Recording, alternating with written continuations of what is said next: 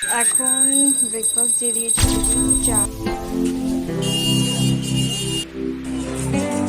এখানে 1 plate momo.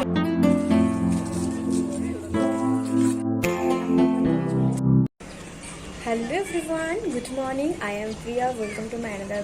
So আজকে নিশ্চয়ই তোমরা থাম্বনেলটা থেকে বুঝতে পেরেছো যে আজকে ব্লগটা কিসের হতে চলেছে। হ্যাঁ, ভিডিও স্কিপ না করে দেখতে থাকো। আর সব বলেছিলাম আগের পার্টে যে আমি ভুবনেশ্বরে এসেছি আমার দিদির বাড়িতে।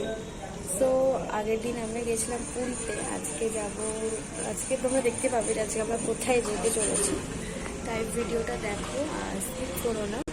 এখানে স্নান পান হয়ে গেছে আমার, এখন আমি রেডি হবো। আর ওদিকে বাবা স্নান করতে গেছে, আমরা দুজনেই যাবো। তারপরে আজকে আমরা বাড়ি চলে যাবো।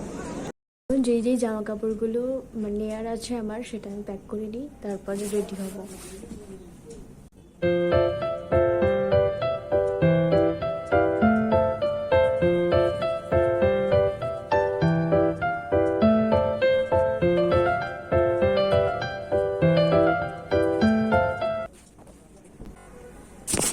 তো এদিকে কিন্তু জামা কাপড়গুলো গোছানো হয়ে গেছে। সকালবেলা এদের ব্যালকনি থেকে এত সুন্দর একটা ভিউ দেখা যায়, জাস্ট অ্যামেজিং, কি সুন্দর। আর ওখানে ওদের মেন রোডটা। এখন ব্রেকফাস্ট দিয়ে দিয়েছে দিদি, চা আর বিস্কিট, ছোটাই এখন খাবো।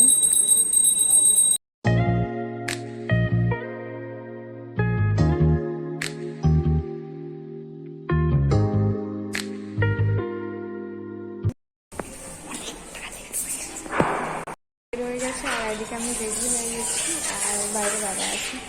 চলুন যাওয়া যাক। লেটই হয়ে VSS Nagar. Next bus stop is VSS Nagar. পরবর্তী বাস স্টপ VSS। তো এখন এসেছি বাস স্ট্যান্ডে, কারণ আমাদের রাত্রিরে যে বাসটা আছে ওটা টিকিটটা বুক করতে হবে, সেই জন্য এসেছি। কিন্তু এখানে বলছে যে বাস আছে, কিন্তু বাসের সিটটা বুক হয়ে গেছে।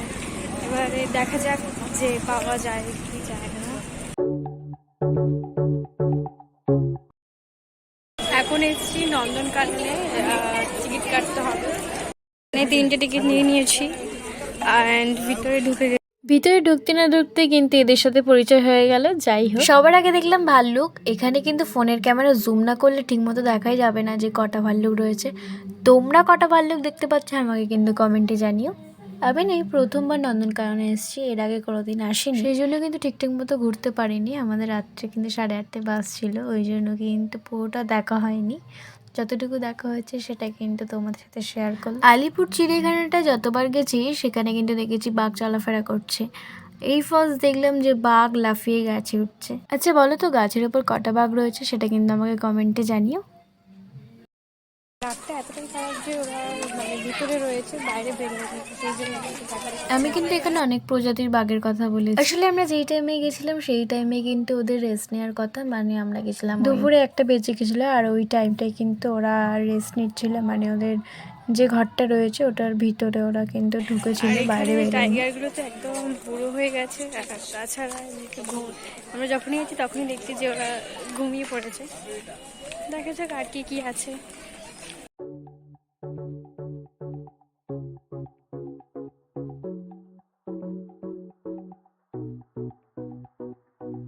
হাতি আছে, কিন্তু হাতির অনেক বয়স হয়ে গেছে।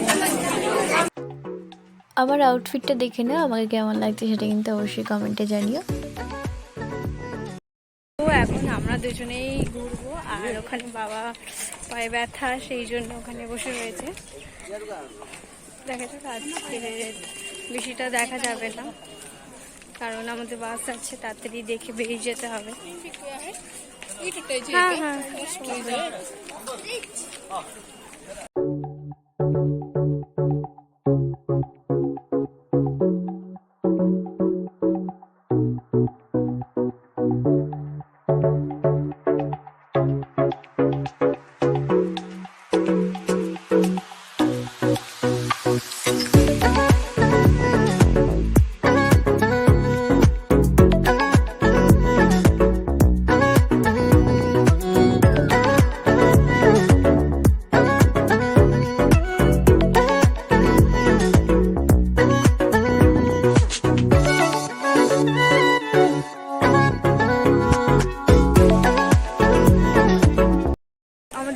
কমপ্লিট হয়ে গেছে, এবার বেরিয়ে যাব যেহেতু টাইমিংয়ের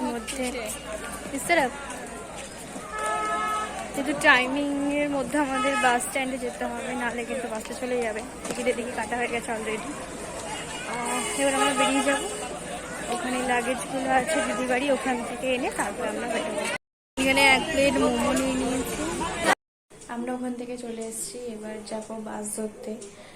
আর আমি রেডি হয়ে গেছি, এখন খেয়ে দিয়ে বেরোবো।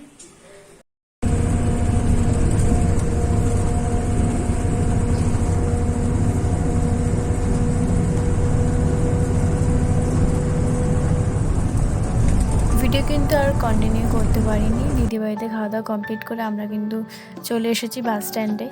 আর বাসটা কিন্তু অনেকটাই লেট করেছে, রাতে 8:30 বাস কিন্তু এসেছে 10:30টায়। এই জন্যই কিন্তু ভিডিওটা কন্টিনিউ করতে পারিনি। আর এই ব্লগটা কিন্তু এখানেই স্টপ করলাম। দেখা হচ্ছে নেক্সট ব্লগে। সবাই চ্যানেলটা সাবস্ক্রাইব আর ভিডিওটা লাইক করে দিও। আজকের জন্য সবাই ভালো থেকো, বাই।